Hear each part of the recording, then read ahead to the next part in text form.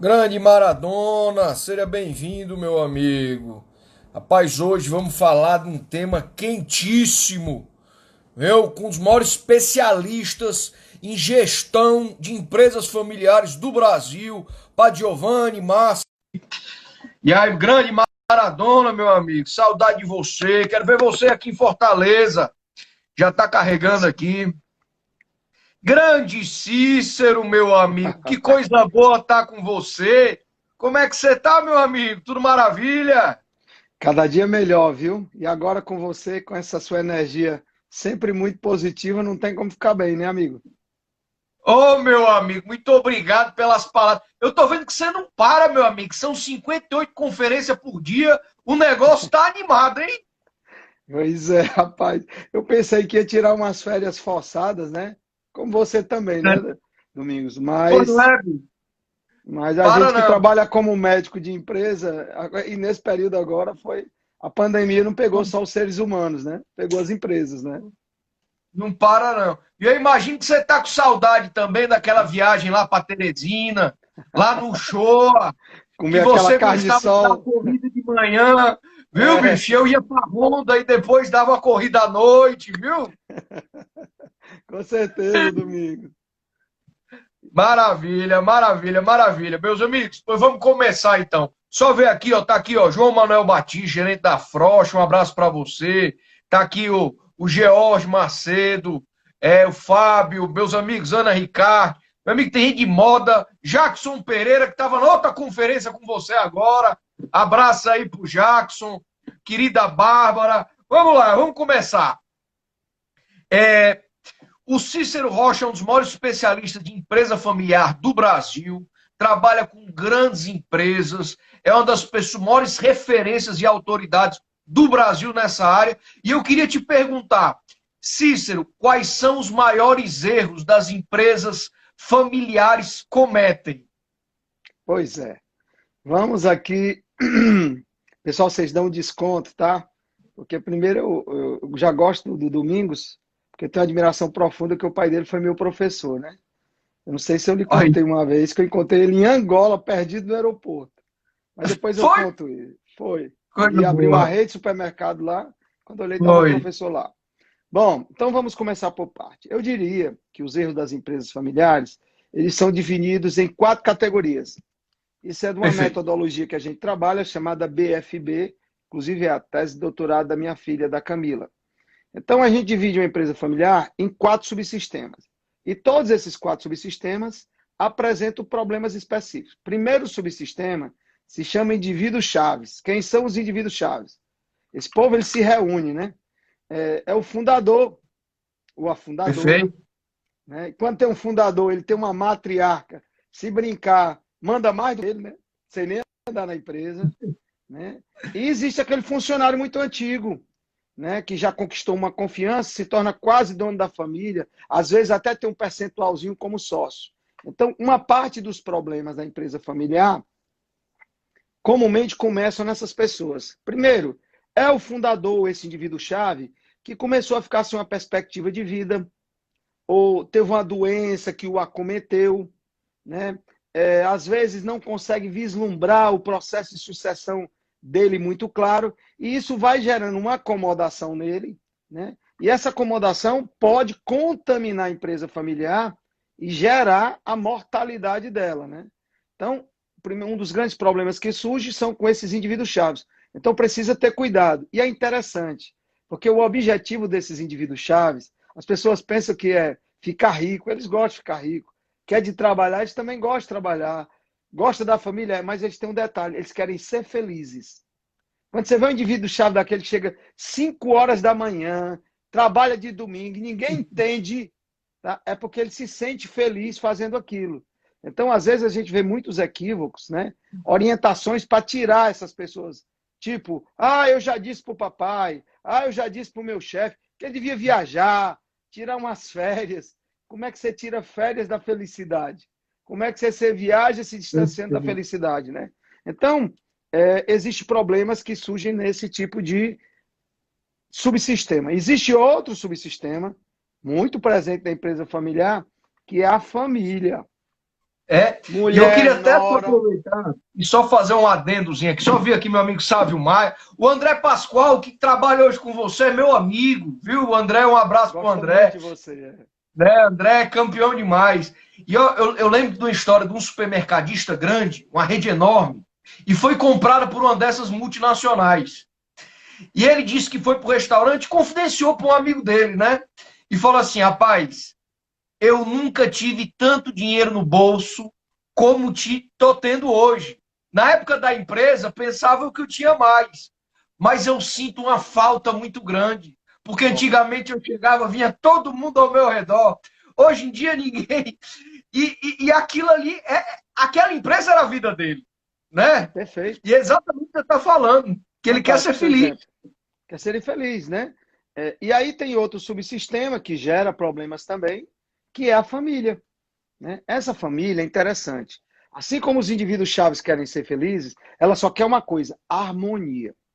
Então, qualquer problema que possa gerar uma desarmonia, e se for grave na família, ela contamina o negócio. Por exemplo, é muito comum que nesse segmento de empresas familiares, lamentavelmente, no Brasil, ainda existe poucos especialistas. Né? Então, é natural, às vezes, algumas pessoas profissionais, até com de boa vontade, o advogado, o psicólogo, o próprio consultor organizacional, ele começa a fazer sugestões de mudanças numa empresa familiar, como ele não tem ideia da força desse subsistema família. Por exemplo, eu lembro de uma vez que eu cheguei numa empresa e que os números não batiam do financeiro. Confusão. Quando eu fui olhar, tudo chegava na TI. Era o software. O problema era o software. Aí fomos na TI, tal, tal. O software era coordenado pelo genro. O genro e a diretora da área administrativa e financeira era a filha. Né? E o genro, todo mundo sabia que o cara não tinha competência para aquilo, né? E já estavam comprando um baita de um sistema. E eu disse, meu Deus, a implantação do sistema não vai funcionar. Vai continuar o problema. Mas ninguém tinha coragem de dizer que o problema era o genro. Né? Por quê? Primeiro a família sabia do problema que ia dar lá dentro. Então foi preciso, né, eu ter uma conversa franca com o rapaz, porque ele também não estava feliz. E o sonho dele era ter uma transportadora, rapaz. Nós Olha, montamos, chamei o sogro, os cunhados, montamos. Até um dia desse encontrei com eles, foi há 8 anos, ele dizendo que continua ainda super feliz. Conseguimos trazer um profissional de TI, sistema foi implantado. Agora, né? Às vezes você chega, o cara diz, rapaz, tira esse seu filho, manda ele para casa, dá um dinheiro, tira o genro, dá um salário para ele, só que ele esquece que aquele genro começa a ganhar dinheiro, tem um salário, todo mundo está bem da família, que ele não trabalha, chega nas não festas está de Natal, todo mundo, agregando ó, nada. nada, né? E aquilo cria uma infelicidade. A filha, né? E aquele cara vira um problema. Com o tempo, uma tirada dessa de um genro, se não for bem feita, ele cria um sentimento de vingança no sogro. Rapaz, Verdade. isso dá um embrólio na família e vai que a filha morre antes do pai, que o genro herda. Meu amigo, ele volta para a empresa, né, atrás da herança, né, para fazer a vingança, tá? E aí Eita, gera aí problemas, né? lascou. Aí lascou. Então, Rapaz, a eu vou te família falar uma gera muito coisa. problema se não for bem conduzida, né? Olha, Cícero, e esse trabalho que você faz é muito importante, porque você escuta isso também. Mas eu chego em concessionária hoje, é assim, domingos. Antigamente, nossa margem de rentabilidade com carro era 11, caiu para 10, caiu para 9, caiu para 8. Hoje está em 3. Meu amigo, com a margem baixa, um mercado altamente competitivo, você vai deixar de mudar por causa do genro? Acaba que vai a empresa toda para depois. E é o que a gente mais vê no mercado. Pronto. E acaba pecando É. demais. E Você esse foi cuidado que cirúrgico tem que aqui. ter nessa mudança é porque tem um subsistema lá que é a família, então você tem que tirar da empresa, resolver na empresa, mas tem que criar uma solução, porque se você levar um problema para outro subsistema, ele contamina, né? Muito comum na empresa familiar, a força da família. Eu estou usando aqui de sistema porque você sabe que é um problema muito comum nas empresas dizer que o problema é na TI, né? Então, por exemplo, eu vejo a empresa passa o ano inteiro para encontrar o software. Aí o dono disse, não, é esse aí mesmo, já pesquisaram, o cara da TI morreu de trabalhar. Aí o dono diz, chama a segunda-feira a empresa, para eu negociar preço com ela. Aí todo mundo, porra, agora sim, o sistema vai sair. Só que no sábado, ou no domingo, no almoço da família, né, tá o genro lá, que normalmente é filho de outro empresário, a nora, e aí o empresário quer mostrar força, que tá mudando, diz, olha, eu comprei um software novo aí, não sei quantos R$ 1.000. Ele já bota, né?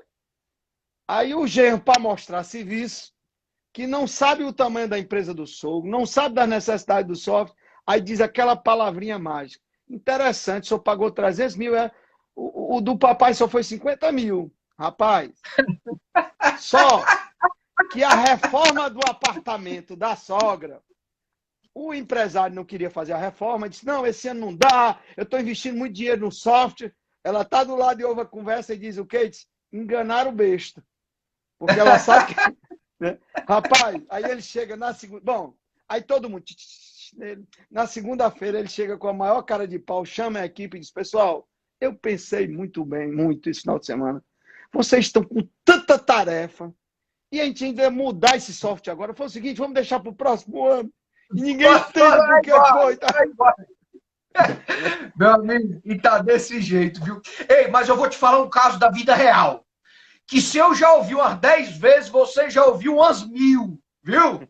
É o caso que está lá, familiar, diretor, querendo implementar. E tem um sócio da família que nem pisa lá.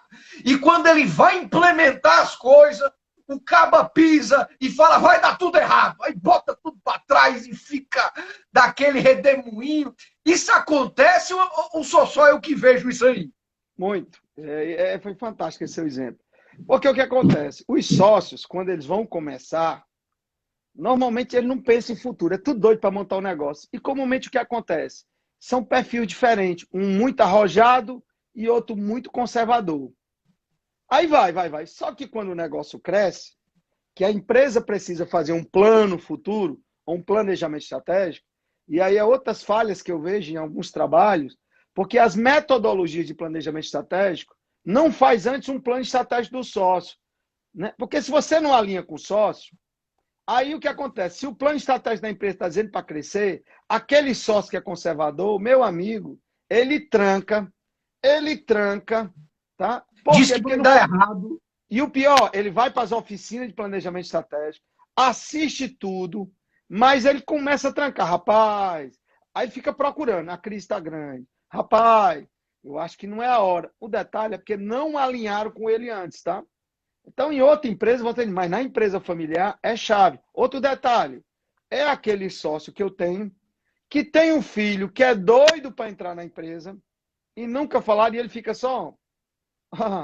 Você vai fazer um plano estratégico, não envolve um cara desse, que vai dar o que acontece. Não sei se você sabe, mas 80% dos planejamentos estratégicos, empresa familiar, vai para a gaveta ou aquele famoso mural. Seremos os melhores, tal. Quando você olha assim, diz, rapaz, não tem nada a ver com a realidade da empresa, né? Porque não representa o jeito da família, concorda? Ou quando você chega assim e tá a secretária, você fala assim, o que são essas frases aí atrás? Aí ela olha, tá lá o planejamento estratégico, né? Ela fala assim, sei não, qual daí da diretoria? Aí você sabe que não Pronto. tem nada. Empresa familiar, se você não envolver a família no planejamento estratégico, porque o DNA da empresa tá lá na família. Não se iluda. Se a família gosta de qualidade elevada, a empresa também é. Se a família é muito segura, ela também está lá, tá? Então, fazer isso que você colocou muito bem. Esse alinhamento de DNA de sócios com a estratégia da empresa é fundamental para a implementação dos projetos, né? E implementação da estratégia da companhia. Deixa eu só te perguntar a curiosidade, antes de você ir para o próximo pilar.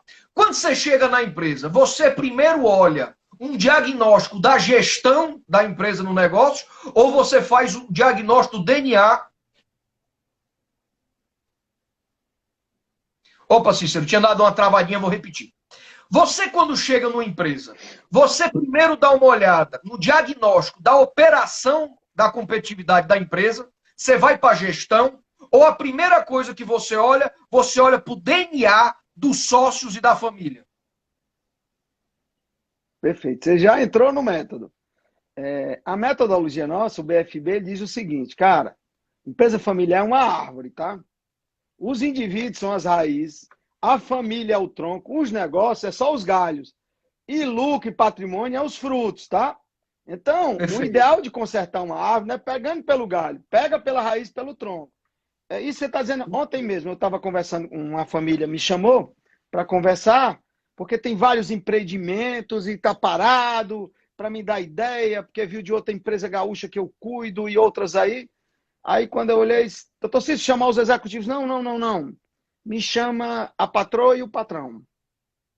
Né? E como era o patrão, eu disse, mas é mesmo, eles não querem a gente conversa. Rapaz, aí agora me chama a família. Ah, outra realidade, né?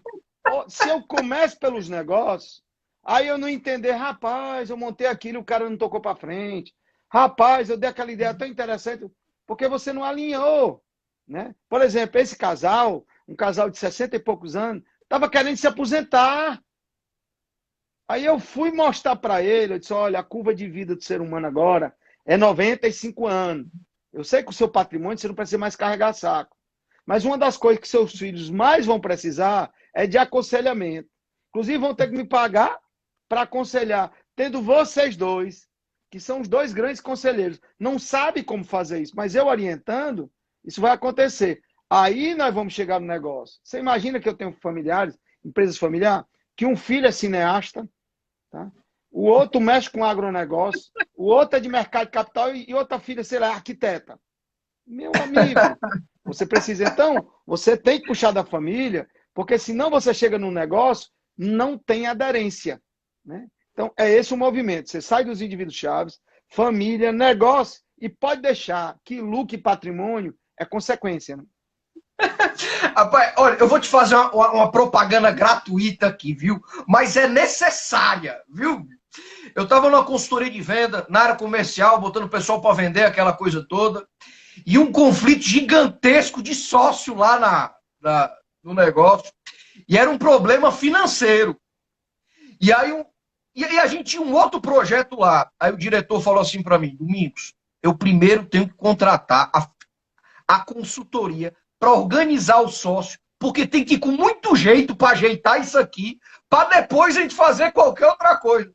Porque se eu for mexer nisso aqui, a confusão em família, e era um grande empresário, que ele morava num condomínio gigante de casa, que cada parente sócio era numa casa. Então, além de estar junto da empresa, é todo mundo junto no condomínio. Ele falou, se eu for, a confusão é grande, eu tenho que contratar um especialista para resolver isso. Aí eu olhei para a cara dele e falei assim, macho, faça isso mesmo. É a melhor coisa que você faz. Ó, Domingos, isso é tão interessante que você falou.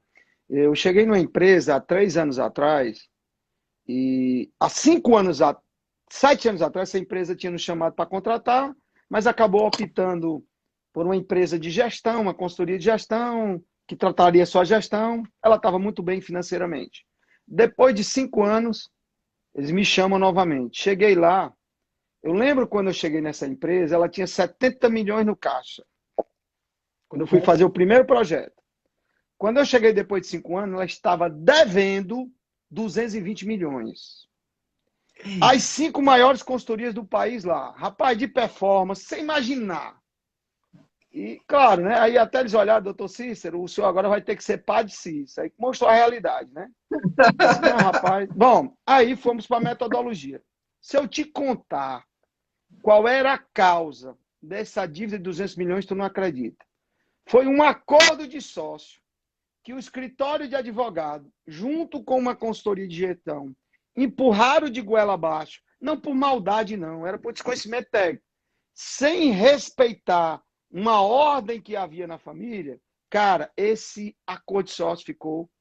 Os filhos começaram a brigar internamente. Eu lembro que eles tinham um projeto de performance caríssimo, porque ele implantava a outra veia da família e dizia, não, esse projeto não é meu, não, é de fulano. E ele me lascou no acordo de sócio, tá? Cara, aí nós fomos na família, desalinhamos, tivemos que refazer o acordo de sócio. O pior, eram 5 filhos, cada um com escritório de advocacia, brigando. O Instituto teve que entrar para intermediar, e foi bom, porque hoje esses 5 escritórios são meus clientes. Eles nos contratam para resolver as broncas familiares, para que os acordos. Então, você tem ideia, um endividamento desse que foi gerado na companhia, que poderia ter levado, inclusive quando eu cheguei lá, já tinha escritório de recuperação judicial rondando, né, por conta de um acordo de sócio, quer dizer, lá na área societária, que não respeitou, não por maldade, o escritório, às vezes, ele não tem essa compreensão de trabalhar na família para trazer para o acordo de sócio. Então, o sistema é isso mesmo, tem uma ordem. Perfeito, perfeito, perfeito, perfeito, excelente. Não, fundamental, fundamental, fundamental. O segundo pilar é esse do DNA Família. da família. O O terceiro. terceiro, pronto. O terceiro é a empresa, tá? E aí, interessante, a empresa, na nossa metodologia, ela é um hexágono. Ela tem 6 pontas. Ela tem a ponta da estratégia, que se você não cuidar também dela, ela desbalanceia. O nosso método chama BFB, Balança de Family Business. Uma empresa familiar balanceada. Você precisa balancear esses pilares, tá? O pilar da Perfeito. empresa, como é que você balanceia? Você precisa balancear em 6 pontos, tá? Isso é uma teoria que não é nem minha, foi aperfeiçoada. Eu trouxe do MIT. Estratégia, você precisa balancear. A estratégia tem que ter um balanceamento. Processos, pessoas, estrutura de poder, quem manda e quem não manda, cultura da empresa, o jeitão da empresa, e inovação e tecnologia. Esses 6 pilares, eles dão um balanceamento, assim como eu lhe falei, que os indivíduos querem ser felizes, a família quer harmonia, esse pilar da empresa é interessante. Ele quer efetividade. O que é efetividade? Fazer a coisa certa, de forma certa, na hora certa, todo dia. Tá? Então, Perfeito. Cícero, o que é que isso tem a ver com família, cara? Exemplo muito clássico. Você chega numa empresa familiar, tem o filho mais velho, tem o filho do meio e tem o filho mais novo. O filho mais velho, sei lá, é o presidente da empresa. Mas quando você olha, esse cara não tem competência, não. É o filho mais novo. Aí ninguém muda, ninguém tem coragem. E quando você pega um filho mais velho, trabalhador? Mas o cara, né? E por que que isso não acontece? Rapaz, os caras brigam por centavo, funcionário deu bobeira aqui, eles demitem. E, cara, por que que eles não fazem isso, não tiram? Né? Porque precisa entender. Lembra quando você me perguntou sabiamente uma ordem que existe? A família, ela está na ordem primeira. E lá na família, existe uma hierarquia natural. Existe o pai, que provém o filho mais velho provém o do meio, e o do meio provém o mais novo. Tanto é que, normalmente, o filho do meio, nem sempre, ele é mais magrinho, porque ele tem que prover embaixo e prover o de cima às vezes, tá? Mas o que eu quero dizer é o seguinte, essa hierarquia existe lá, formada há milhões de anos, tá? Inconscientemente na família. Quando ele vem aqui, o que é que ele faz? Ele reproduz inconscientemente. Então, por exemplo, já aconteceu, né? E eu sei que muita gente, sim, rapaz, nesse caso, como é que faz, né? É bem interessante. Existem técnicas para isso, né? Inclusive de rituais. Você volta na família. É um dos trabalhos que eu adoro fazer. Eu choro, toda a vida eu choro muito, porque, cara, tem um ato simbólico que a gente monta, né? Prepara todo mundo para passar o bastão para o filho mais novo. Para dizer, a gente respeita essa quebra de hierarquia que vai acontecer lá dentro. Domingos, é assim. Tem um cliente meu que diz, cara, isso é bruxaria que tu faz? Eu disse, não, cara, isso é técnica. Rapaz, faz assim a sucessão. Ó. Acontece, o irmão mais velho respeita. É incrível, mas não é incrível. Isso é uma metodologia, né? É ciência, que vem da psicologia, da psiquiatria. Quando você trabalha isso, tá? Aí você rearruma. Aí é onde eu estava dizendo, a estrutura de poder é extremamente importante, porque às vezes você tem uma equipe fantástica, tem um plano estratégico, né? Mas a ordem de comando é falha. E ela, com o tempo, ela vai desqualificando a equipe, que a equipe vai vendo, poxa, mas se esse tem mais competência, não vai, quanto mais eu. Outra coisa importante Perfeito. que você falou, Perfeito. só resgatando no negócio, é a estratégia. Você disse uma coisa muito importante, você lembrou. Essa estratégia, não esqueça, porque o detalhe é que as ferramentas de planejamento estratégico são usadas no Brasil, elas são usadas para empresa não familiar. Por exemplo, uma das ferramentas que 99% das consultorias usa é o BSC. Cara, ele não funciona na empresa familiar. Porque o BSC ele só considera 4 perspectivas: financeiro, processos, mercado cliente tá? E financeiro econômico. Só que a empresa familiar não tem isso, ela tem o indivíduo-chave, ela tem a família, ela tem os sócios. E quando você olha no planejamento estratégico, não tem. Vou dizer um exemplo que aconteceu comigo. Tinha uma empresa aqui nordestina que ia me contratar para fazer o planejamento estratégico. Mas chegou um sócio de fora que comprou a empresa. Comprou a empresa, não, comprou uma parte, e o sócio, rapaz, eu queria contratar um consultor, né? E na época, hoje até que eu sou mais conhecido um pouquinho, mas na época eu não era tanto, né? E aí a pessoa foi muito atenciosa, a família, rapaz, você me desculpe, mas o, o meu sócio queria trazer. Aí trouxe realmente uma pessoa, dono da maior consultoria do país, para fazer o planejamento estratégico. Mas, segundo os donos, mas você nos conhece. Então, vou fazer o seguinte: o cara vai fazer o planejamento estratégico e depois você dá uma olhada, né? Eu disse, você disse bem, eu vou dar uma olhada, porém, com a questão de ética, eu não posso criticar um trabalho de um colega, né? Bom, aí me trouxeram o planejamento estratégico muito bem feito, assim, umas 20 ou 30 páginas, bem estruturado. Quando eu li o planejamento estratégico, eu disse, bom, aqui em nenhum momento eu disse, olha, eu posso estar enganado, mas, por exemplo, aí eu fui citando, você, fulano, você é separado da sua esposa, né? Só tem uma filha como herdeira, né? Estuda lá nos Estados Unidos, né? Ainda namora com aquele rapaz, um americano, há 3 anos, Se você morrer hoje, quem é que herda? Esse rapaz é minha filha. Pronto, é você, seus 3 irmãos. Ela vai chegar aqui. Como é que ela vai chegar? Não, não tem preparo nenhum. Sim, mas ela é a dona, amigo. Vai chegar com esse gringo. A primeira coisa que ele vai pedir é uma auditoria na empresa inteira, que a americana adora auditoria. Rapaz, os teus irmãos, auditor achando que ele é ladrão. E eu sei que tem alguns documentos que entre vocês botaram para organizar. Não, bota isso no teu, não, bota o meu, depois a gente ajeita. O cara chegando aqui, ele vai dizer que são enrolados. Ele disse, rapaz, com 3 anos quebra. Eu disse, cadê o planejamento estratégico? Não mapeou isso? Então, a estratégia na empresa, a formatação numa empresa familiar, eu aconselho que seja feito por especialistas, né? Outra coisa muito importante é a parte de recursos humanos. A gestão de pessoas, o recurso humano da empresa familiar é absurdamente diferente. A dona, que não anda lá na empresa, vai fazer uma festa numa concessionária, qualquer canto.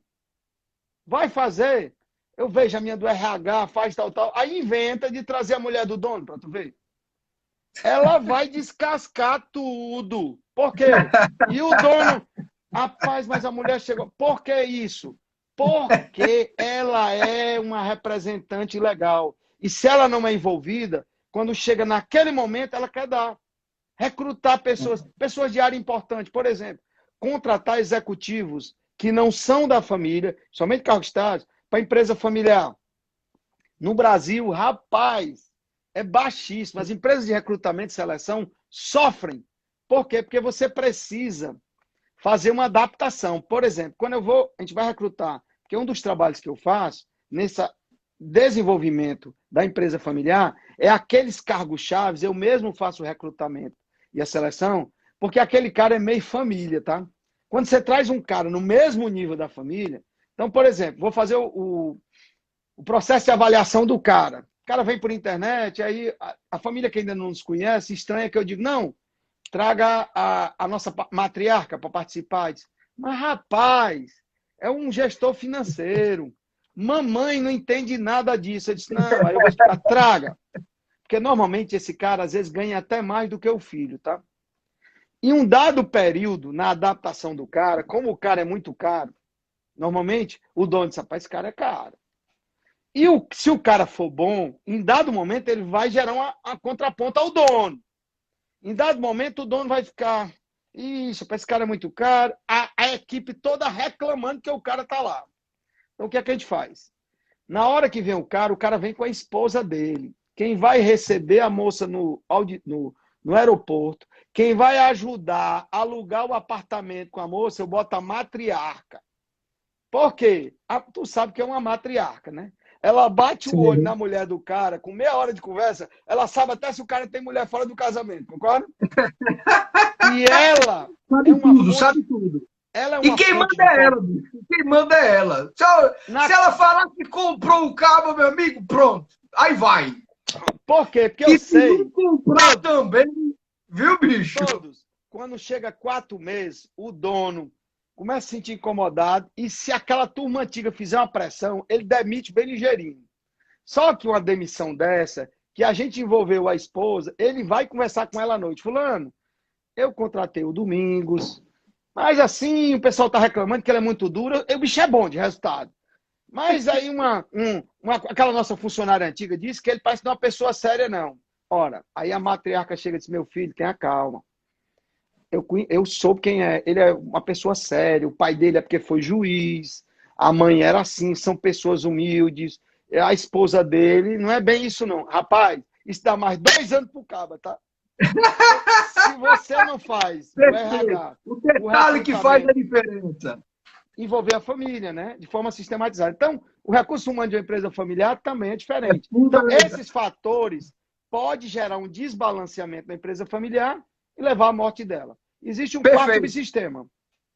Só falar aqui, tá aqui, ó, nossa querida Gabriela Bastos, um abraço para ela. Ela mandou uma mensagem aqui, disse: meu mentor, viu? Mandou um abraço para você, viu, Cis? Simone, Bondade dela. Aldenir, grande Rude, um abraço para você, Rude, que tá aí. Pedro Albano, pessoal, não vai dar para falar de todo mundo, não, mas um abraço para todo mundo que está aqui. Se sintam todos abraçados aqui. Ó, só para ter uma ideia, viu? Tem um número no Brasil, quantos por cento das empresas são familiares no Brasil, independente do tamanho? Mais ou menos. 85%. 85%. 85%. A E se grande você chegar maioria. no Nordeste, ó, se você chegar no Nordeste, no Rio Grande do Sul, no agro, rapaz, no agro vai para quase 95%, você pegar em segmentos, tá? É mesmo. Outro distribuição. Ixi, a área de distribuição de alimentos é quase 99%, tá? 99%, né? É. Gaudêncio aqui, William, o Rude Falei, Silvio, Teixeira. Vamos lá, bota para frente. Um monte de gente aqui. O negócio tá bom, graças a Deus. Vamos lá, deixa eu te fazer uma pergunta. Eu imagino como é o dia daquela sua reunião para falar que o filho que botaram como diretor financeiro não está sabendo fazer porra nenhuma nas finanças. Eu sei que teve uma reunião, teve uma época, antes do meu pai ir para a África, que a gente trabalhava junto na consultoria. Quando ele foi, eu continuei na área comercial e venda e não fui na área financeira, que era o negócio dele. Rapaz, ele disse assim, do meu filho, a reunião foi tão ruim, mas foi tão ruim, mas foi tão ruim, que quando terminou, eu falei para todo mundo dar a mão e rezar um Pai Nosso. Aí eu, ai, égua. Só com reza, né? Aí eu, égua, bicho, o dia que eu não vou, você faz a reunião desse jeito, pai.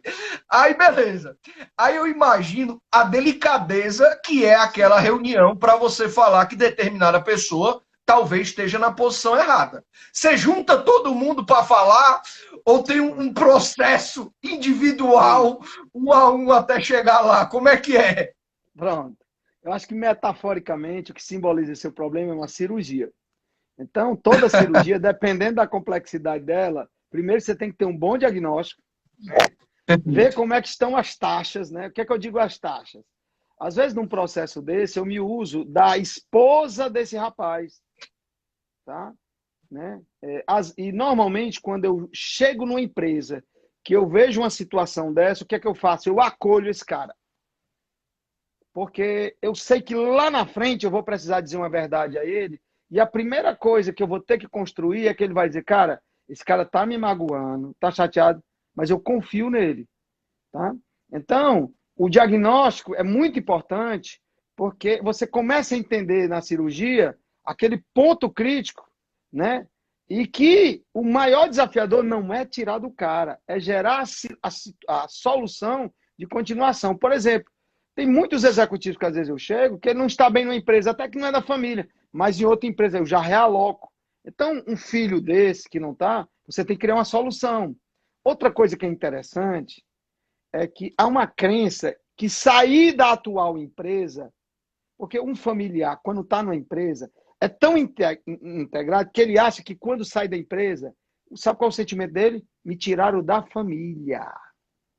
Ei, Tá? Não é o cargo.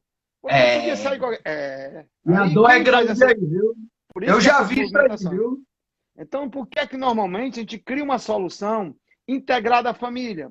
Ou é um projeto de estudo no exterior, né? E aí, por que às vezes eu vou fazer o projeto de estudo, aí o familiar, não, mas isso aí quem vai ter que pagar é o pai dele ou a mãe dele. Eu disse, não, nós vamos precisar que a empresa e a família paguem para ele não se sentir o expatriado. É tão interessante isso, essa, Perfeito. essa situação Perfeito. de expatriado, porque isso gera uma perda de sentimento de pertencimento. Eu tive um caso bem interessante com relação a isso, Só de pegar o falta de... ganchozinho. Pois Você não. recomenda o herdeiro ir para o exterior e voltar antes de assumir um cargo dentro da família? Você recomenda? Sim, sim e não. Sim, quando. Agora mesmo, antes de terminar, eu estava aí 2 horas conversando com Boston, com o irmão da Gabriela, que foi mentorado meu, que terminou o MBA agora em BEPS, né? E ele era Perfeito. diretor comercial de uma companhia, um menino de uma inteligência, né? E eu vendo o Eu sei quem é. potencial dele, Ele é pronto, sensacional. pronto, eu vendo o potencial dele, estava mentorando, conversei com a família e tal, e ele aceitou esse projeto, né, de ir para os Estados Unidos. Aí participei com ele da escolha da universidade, né? Cara, conversando com o cara hoje, rapaz, a cabeça do cara, estudando feito doido, né? Porque ele, a universidade que eu indiquei para ele, né? E a gente trabalhou nisso, né? E hoje lá, cara, a visão do cara global. A gente passou 3 horas conversando, né? Um monte de negócio a gente montando junto. A visão do cara é assim, Singapura, tal, tal. E esse cara, quando retornar para a companhia da família, que a companhia Vai dar está um precisando show. ser global, né? Primeiro o orgulho Vai da dar um família, dos show. pais. Agora, todo projeto desse estudo, aí aquela sua pergunta, né? Não é uma indicação direta, porque o que tem de jovens brasileiros que foram enviados para estudar no exterior, que não tem um projeto montado, atrelado às coisas da família, e o pior, as empresas perdendo. Eu nunca esqueço que eu fui almoçar. Eu sempre. Meu sonho é trazer Harvard para o Brasil. Não pude. Aí o que é que eu montava uns eventos, trazia um professor para dar uma aula aqui. E eu lembro que eu trouxe uma certa feita para o Nordeste e me levaram para almoçar na casa de uma pessoa, porque esse professor é muito conhecido e tal. E lá eu conversando com o empresário disse, ô, doutor Cícero, o senhor que está no mercado, me arranja um executivo assim. Eu disse, rapaz, descreva aí como é o executivo. Só que eu conheci o filho dele lá dos Estados Unidos estudando, conversava muito comigo, pediu orientação, né? Como muitos que sabem que eu mentoro. E aí ele começou a descrever o executivo. Rapaz, era incrível. Ele passou 10 minutos descrevendo o filho dele, cara. Rapaz, eu preciso de um cara que tenha conhecimento internacional, que seja um cara pé no chão. E ele não percebia que era o filho, né? Aí eu disse, rapaz, legal. E terminou a conversa e tal. Eu também não quis ser direto, né? Eu disse, fulano, como é que tá? Como é que você tá vendo, fulano? Rapaz, eu tô feliz demais. Aí eu abri o coração, né? Eu disse, poxa, ele disse o que é? Foi contratado, cara, pela uma empresa total, uma empresa do mesmo ramo dele, nos Estados Unidos. O pai investiu uma nota enorme para preparar um filho E para foi ser pro funcionário. concorrente fora. Eita, bicho. Por quê? Cara, Porque quando o filho foi, ele não tinha um projeto atrelado à empresa, tá? mas olha, eu vou voltar aqui para um ponto que eu acho que vai ser uma grande revolução que a gente vai viver nesse pós-Covid. Meu amigo, todo empresário hoje, independente do porte, pequeno, médio e grande, tem que estar bem assessorado por um especialista, porque às vezes a oportunidade está na frente, mas ele não vê. E na hora que tem uma pessoa que está lá acompanhando, que é o caso que você estava, que via que o filho dele estava, preparava de uma maneira que saiba apoiar ele nessa tomada de decisão, para que tome resultado. Perfeito, exemplo perfeito. Eu fiz umas perguntas aqui e eu queria arrochar para passar essa pergunta aqui para passar. Tem pergunta fácil não, viu? Tem pergunta fácil não, viu? Imagina, imagina. Você é muito inteligente. Vamos Viu, lá. Marcos? Deixa eu te fazer uma pergunta. Quando é que você recomenda a empresa familiar montar um conselho de gestão? E quando você recomenda contratar a pessoa do superintendente? Perfeito. Primeiro, o conselho de gestão. O conselho, né? No primeiro dia que você abrir uma empresa, você tem que montar um conselho, independente do tamanho. É porque no Perfeito. Brasil, A ideia de conselho é aquela mesa bem grande, uns caras de terno, tá? Né? Olha a essência, é aconselhamento. Você implantar uma governança, eu vejo muito no Brasil, mas muito, né? As governanças sendo implantadas, que não é para a empresa familiar, é a governança que eu trabalhei no Banco do Brasil. A governança na empresa familiar, ela tem que seguir 8 passos. Só que existe um primeiro passo que chama conselho consultivo. Os 8 passos é quase 10 anos. O conselho consultivo é quase 8, tá? Os outros dois, esses dias mesmo eu conversando com o pessoal do App Vida, né? Eu tentando validar a metodologia e vi claramente, né, que o conselho consultivo foi enorme. Quando chegou mesmo o conselho de administração, um tempo bem, né? Então, vamos voltar aqui ao conselho. E é muito interessante isso, porque o empresário brasileiro, aí vem da nossa cultura, nós não acreditamos em ser aconselhado. Por quê? Predominando em nós, aí é toda a estrutura epistemológica. A nossa formação é predominantemente a de doutrinas religiosas católicas, por exemplo.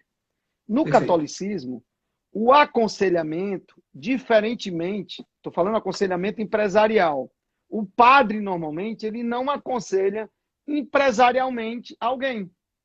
Já no modelo protestantista, que é o modelo inglês, o modelo americano, o pastor entende de dinheiro, até porque é ele quem viabiliza econômica e financeiramente a igreja. Então, Europa, Estados Unidos, Alemanha, por exemplo, né, o modelo de governança e conselho é muito porque já é da cultura o cara dizer, rapaz, tem alguém de fora que respeita que eu preciso ouvir. Então, primeiro, se você tem uma empresa pequena, um bar, um restaurante, faz o seguinte, todo mês, não sei se na sua casa chama assim, na minha casa chama tamburete. É um banquinho bem pequenininho. Você pega 2 tamburetes, o caderno de arame, que está lá as anotações, uma calculadora, chama um amigo seu, certo? Que sabe fazer conta, ele não precisa entender de bar. Ele precisa só ter uma noçãozinha de gestão de fazer conta. Conta a história para ele. Rapaz, eu estou comprando por tanto, vendendo por tanto. Então, o que tu acha? Isso é um conselho para aquele tamanho de Então você empresa. começa o conselho, nem que seja no tamburete, comece o conselho da sua empresa. É isso? Por quê? Sim. Por quê? Porque o empresário, quando ele começa a crescer, por ter a visão míope, ele sabe que precisa de aconselhamento. O que é que ele faz? Ele começa a se aconselhar normalmente por quem? Por aquele colega que é empresário também. Só que ele esquece que às vezes é cego guiando cego, tá? Né? Perfeito. Acontece demais. O cara vai mudar o sistema, vai contratar um executivo, ele liga para outro. Né? Por exemplo, hoje eu não faço um marketing porque os caras só me compram porque os meus clientes que vendem. Por exemplo, eu tenho um cliente que é o Pedro da Três Corações. Pessoas que ligam aqui, eu digo, não, rapaz, deixa eu montar o projeto. Não, Pedro, isso não é para montar projeto, não. É para contratar você. Eu disse, mas meu amigo, você tem que me conhecer. Não, mas ele falou que já lhe conhece há 10 anos. Quer dizer, é esse nível. Então, essas pessoas, onde eu me incluo, viu, que eu também sou brasileiro, eu tenho um conselho. Pra você ter ideia, eu vou dar um exemplo. Quando eu fui montar um conselho, eu ia convidar um amigo meu que foi o ex-CEO da HSM para ser o meu conselheiro lá no Instituto. Porque é um cara que conhece da área de conhecimento, né? Foi recentemente diretor de uma grande consultoria multinacional. Mas Perfeito. eu, por teoria, né, eu defendo que o conselheiro não deve ser um cara do negócio do cara. Porque o negócio do cara, pelo menos os empresários que eu conheço, eles conhecem demais do negócio. Porque ele não conhece de gestão, cara. Aí eu trago um cara só do mesmo negócio, às vezes o cara pega o executivo que trabalhou para fulano, não, fulano foi financeiro de Sicano, agora vai... Não, rapaz. Então, o conselheiro, tá? Eu digo que o conselheiro, aí uma pergunta talvez até que você fosse fazer. Rapaz, qual o perfil de um bom conselheiro? Ele tem que ter 3 coisas, 3 liberdades. Primeiro, ele tem que ter uma liberdade financeira. Ele não pode ser conselheiro só da sua empresa, porque se ele depender só do seu dinheiro, né? No dia que ele tiver dizendo a verdade a você, ele vai pensar umas 200 vezes. Segundo, ele tem que ter uma liberdade intelectual. Tem uma coisa que ele sempre vai ter que saber mais que você. É de gestão. Se ele souber só Perfeito. de negócio, do seu negócio, né? E a última é emocional. Né? Porque tem dia que o cara Perfeito. tá pirado. Eu lembro que tem um cliente uma vez, eu cheguei, ele tava num quebra-pau, mas daquele grande, que ele mandou todo mundo para PQP. E eu calado, fiquei na reunião. Calado não. Ele olhou para mim uma hora e disse, pô, doutor Cícero, eu ia de morrer aqui, cheio de problema, e o senhor calado aí, eu disse, Meu amigo, o problema é seu, não é meu. Eu estou aqui para resolver os seus problemas. Se eu começar a gritar também, eu vou ficar com problema, você também não resolve. Então, o conselho é algo extremamente importante, muito novo no Brasil, né?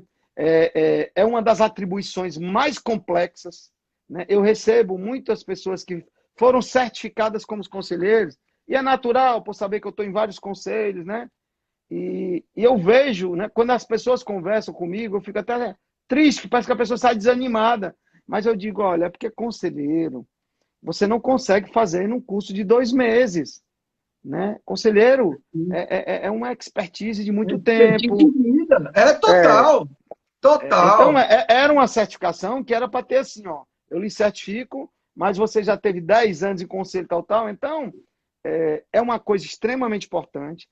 Tem que começar. Empresário erra. Empresário erra. O problema é quando ele erra, ele está na cabine do avião. Ele aperta o Ei, botão errado, estrambelha tudo. não, eu vou te falar, a Paula falou isso aqui, a Ingrid falou isso aqui, a Paula falou aqui, ó, a Ingrid tinha falado também, ó, a empresa se confunde a empresa com a sala de casa. Mas a Paula colocou aqui, ó, tipo, o empresário falou assim, posso estar gerindo errado, mas a empresa é minha. Isso aí você deve ter ouvido demais, né? O Cláudio botou Domingos, uma das melhores lives. Obrigado, Cláudio, um abraço para você, para o William, Ana Ricarte, Ingrid, Paulo Marcelo, dizendo alto nível, Simone. Pessoal, um abraço para todo mundo, não dá para falar de todo mundo. Mas olha, isso é fundamental. Agora eu vou te falar. Teve duas coisas que já ficou na minha cabeça aqui que já ganhou a live, viu, bicho? Primeiro é comece o conselho, nem que seja no banquinho de casa, viu? Porque você abre a mente para estar aberta a novas ideias, a coisas que você não percebia. E o outro, de você não começar pela gestão, o começar pela empresa, a importância dessa empresa, isso é fundamental. Isso é fundamental, né? Rapaz, sensacional. Cícero, nosso tempo aqui já está correndo, temos 10 minutos aqui. Eu quero te fazer, tenho mais duas perguntas polêmicas para fazer para você aqui. Posso fazer? Cada pergunta dá quase uma live, né? Mas vamos lá. Eita, tá. E é porque eu tô me segurando, viu, Baixa? Eu tô me segurando, viu? Para falar, mas vamos lá, vai, vamos lá. Me diga uma coisa. Nesse momento de Covid-19, que muita gente está com os nervos à flor da pele, qual é a dica que você dá para as empresas familiares nesse momento de estresse? Por quem está agora num grande momento de estresse, o que é que você recomenda? Qual é a dica que você daria?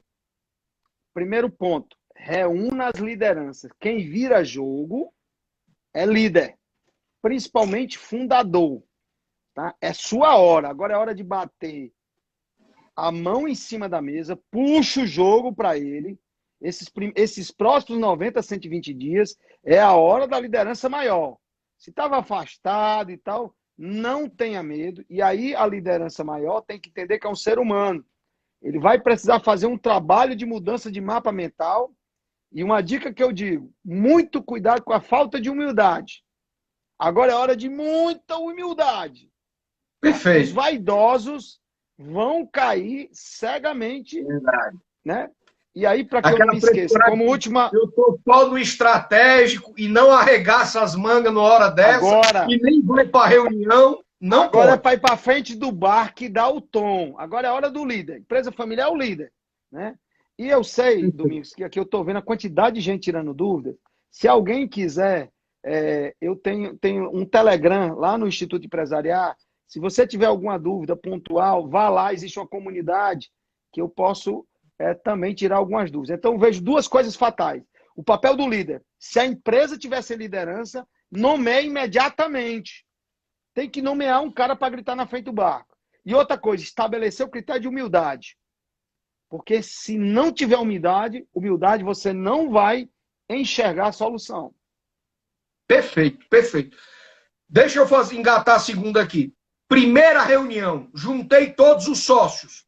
Vamos supor que eu estou numa empresa que eu tenho 8 sócios. Juntei as lideranças, os 8 sócios, os 3 principais gerentes.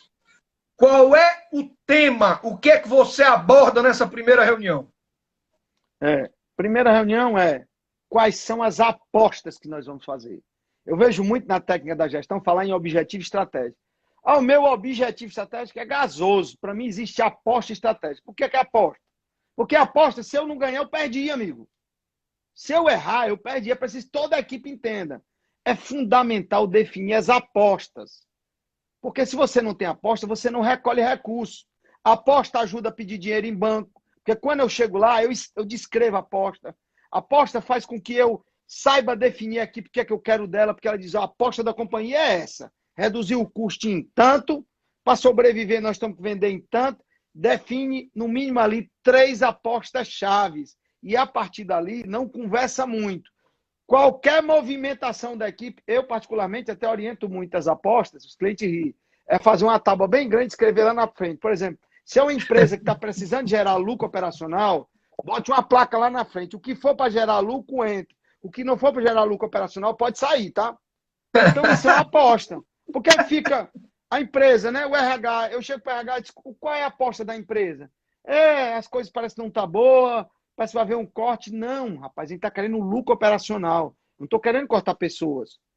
Né? E aí o que é que eu vejo? Quando você tem 3 apostas, o pessoal começa a fazer pergunta. Rapaz, o que é lucro operacional? O que é isso? O financeiro vai ter... Você começa a convergir, porque isso tem uma energia, isso é física quântica, tá? Não é gestão, não, isso é física quântica. Se você não bota um ponto para canalizar energia e esforço, você não gera centro de gravidade. Porque tem solução que você tem que gerar um centro de gravidade. Esse centro de gravidade é dinheiro de banco, é dinheiro de sócio, é bons funcionários, é bons projetos. Se você não cria esse centro de gravidade, você fica disperso, você não vira o jogo. Perfeito, perfeito, perfeito, perfeito, perfeito, perfeito. Sensacional, sensacional. Perfeito, perfeito, perfeito. Então, meus amigos, essa é a hora. Junta toda a liderança, assume o comando, cria o centro de gravidade e é para botar para... Rapaz, vou te falar, viu, Cícero? A alegria estar aqui com você, viu, meu amigo? Você é a verdadeira Barça da empresa familiar, meu amigo. Rapaz, eu vou te falar, meu amigo. Rapaz, sensacional, sensacional. Estamos chegando aqui ao fim. Pessoal, desculpa não poder ler a pergunta de todo mundo. Ingrid, Simone, Paula, meu amigo Felipe Pinto, Armando, Cris, Sávio Maia, Potência, o GM Representação, Ana Ricardo, meu amigo, aí tem segmento aqui, Silvio, segmento de bebida, segmento de moda, segmento de concessionária, segmento de autopeças. O que você imaginar tem aqui. Ó, pessoal, vou falar 2 coisas para vocês. Vamos lá. Essa live eu vou deixar aqui no IGTV, então quem quiser depois pode ver aí que vai estar aí no IGTV. Não estava deixando nenhuma salva, mas eu vou deixar essa aqui, né? Eu deixei a de ontem também, a do Neto, né? Presidente do Grupo São Luís. Tá aí outro grande exemplo de outra grande empresa familiar. E assim, bem rapidinho, deixa eu só perguntar uma coisa. A empresa familiar cearense, ela tem alguma coisa de diferente das empresas familiares do restante do Brasil ou não? Tem, rapaz. Ela tem uma característica, tem várias, mas uma delas, ela tem, que a gente merece muito cuidado, é que ela tem uma baixa autoestima, tá? Então, por exemplo, ela tem uma necessidade muito grande, às vezes, de se autoafirmar com coisas que não é a realidade dela. Por exemplo, quando ela começou, ela faz tudo direitinho, mas quando ela começa a ter um tamanho, ela começa a fugir da identidade dela e começa a copiar modelos de fora que não se adequam a ela. Às vezes pagando caríssimo, que não funciona mais para tentar preencher uma baixa autoestima que ela tem, apesar dela não aparecer, ela linda, tal, né? E ela passa anos, cara, como um carro que a gente chama inércia ativa. Ela pedalando e não avança, ela começa a bater num teto. Você pode ver que é muito comum. A empresa vai, cara, foi uma empresa de sucesso, aí você olha, paz, tá? É porque ela tem um problema de autoestima, né? E ela começa a esquecer de quem ela é mesma. Como é que ela chegou ali, o DNA dela, o jeito de fazer das coisas dela, né? Ela começa a descaracterizar e aí, como toda empresa familiar ela tem uma alma, ela vai ficando uma empresa sem alma, né? É tipo assim, um cearense, você encontrar ele que ele só fala inglês. Sem identidade. Não sem valorizar o jeito dele de ser. Mas tem muitas características positivas. Super aguerrida, consegue fazer as coisas com baixos recursos, tá? Isso é um ponto muito comum do cearense, ele consegue fazer com baixo recurso, gerar resultados, né? E Com vou te baixo falar, recurso. enquanto o cearense valente, meu amigo, o caba tá certo, tá aqui no mundo todinho. Rapaz, Rapaz, cearense ninguém segura não, viu, bicho?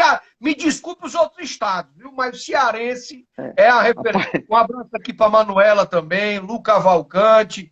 Grande Cícero, estamos chegando aqui ao final. Eu queria te agradecer por você ter aceitado o convite. Não vejo a hora da gente já se encontrar aí na rota, aí nos aeroportos aí, a gente com atendendo os clientes certeza. fora. A gente se encontrava mais lá em Teresina, né? Era que eu ia para Honda e você estava Isso, sempre por lá, naquela terra boa. Um abraço com para todo certeza. mundo, para o André Pascoal, que estava aí também, que trabalha com você hoje. Um grande amigo, cara de extrema competência. Para todo Alma mundo que está fantástica. aí.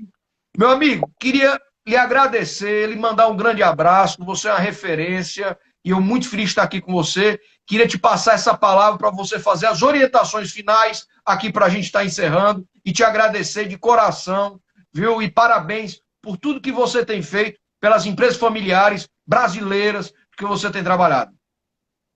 Obrigado. Não, o que eu queria dizer é o seguinte, gente, nessa crise, não se agarre à crise, mas não perca essa crise. É um momento fantástico de você se reinventar. Não perca. Você só tem uma ameaça. Você que está me assistindo, você só tem uma ameaça. É você. Então, vai dar certo. Um abraço, viu? Perfeito. Cícerozão, valeu, meu amigo. Que Deus lhe Até abençoe. breve. Pessoal, obrigado a todos vocês. Quem não seguiu o Cícero, segue o Instituto Empresariar. Um abraço para o William também. Quem não seguia, segue aí. E, pessoal, estamos todos juntos para vencer mais essa. Cícerozão, felicidades, obrigado, sucesso. Saúde Pessoal, que e Deus paz. abençoe Um abraço vocês. no seu pai, hein? Abraço no seu pai. Valeu, vou mandar. Obrigado. Valeu. Até breve.